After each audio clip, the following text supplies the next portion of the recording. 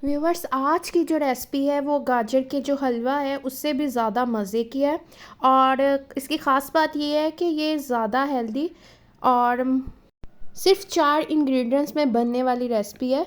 तो बिस्मिल्लाहिर्रहमानिर्रहीम, अस्सलाम वालेकुम। मैं हूँ राक़िया और आप देख रहे हैं पाकिस्तानी फ्लेवर्स। आज हम बनाने जा रहे हैं ये मज़ेदार सा गजरेला, जिसे गाजर की खीर भी कहा जाता है। तो मैंने ये मिल्क लिया है 3 लीटर। मैंने ये खुला दूध लिया, आप कोई भी ले सकते हैं।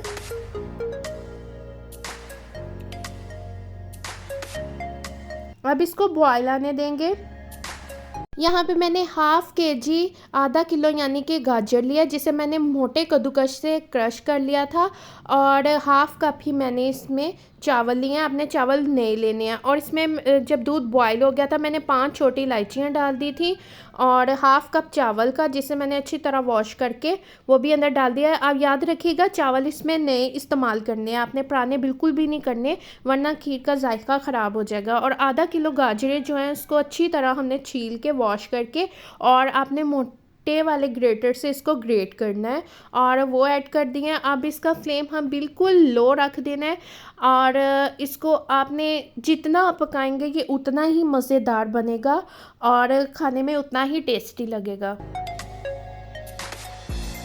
बस आपने एक चीज़ का ध्यान रखना है, इसका फ्लेम आपने बहुत लो रखना है और इसको आपने मुसलसल थोड़ी थोड़ी देर बाद अंदर चम्मच हिलाते रहिएगा और इसको आपने पकाना है। इसको आप जितना पकाएंगे इस खीर का टेस्ट उतना ही मज़े का होएगा।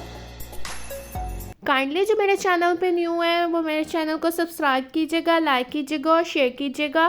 काइंडली वीडियो बनाने में बहुत ज़्यादा एफर्ट लगती है, लाइक और सब्सक्राइब करके हमें इस चीज़ का रिवार्ड दे दिया करें।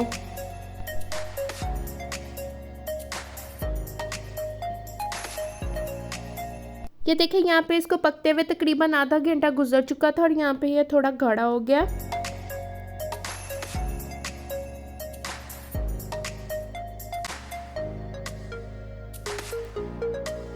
मुझे इसे पकाने में तकरीबन 1.5 घंटा लगा था और आपने भी फ्लेम बिल्कुल लो रखना है और इसमें थोड़ी थोड़ी देर के बाद आपने चम्मच हिलाते जाना है और इसको पकाते जाना है।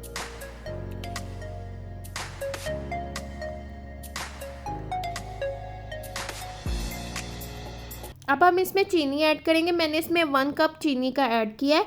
आप चाहें तो अपने टेस्ट के अकॉर्डिंग ज़्यादा या कम चीनी ऐड कर सकते हैं।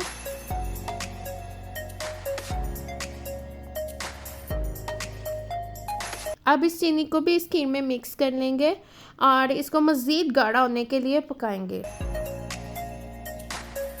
ये देख लें, मैंने इसकी कंसिस्टेंसी इतनी रखी है।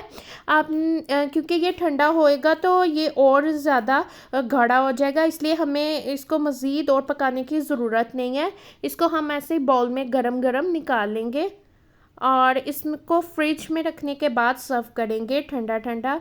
अब इस पर क्रश किए हुए आप कोई भी ड्राई फ्रूट ले लें, वो ऐड कर सकते हैं। मैंने पिस्ता और बादाम यूज़ किए हैं, वो क्रश करके ऊपर डाल दूँगी। और ये देखें, ये मैं दरम्यान में पिस्ता ऐड किया है और साइडों में बादाम ऐड किया है। इस रेसिपी को ज़रूर ट्राई कीजिएगा और ये सिर्फ 4 इंग्रेडिएंट्स में बनने वाली रेसिपी है और ये बहुत ही मज़े की बनती है। और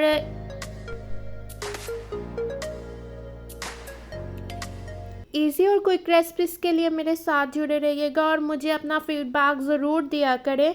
थैंक यू फॉर वॉचिंग। अल्लाह हाफिज़।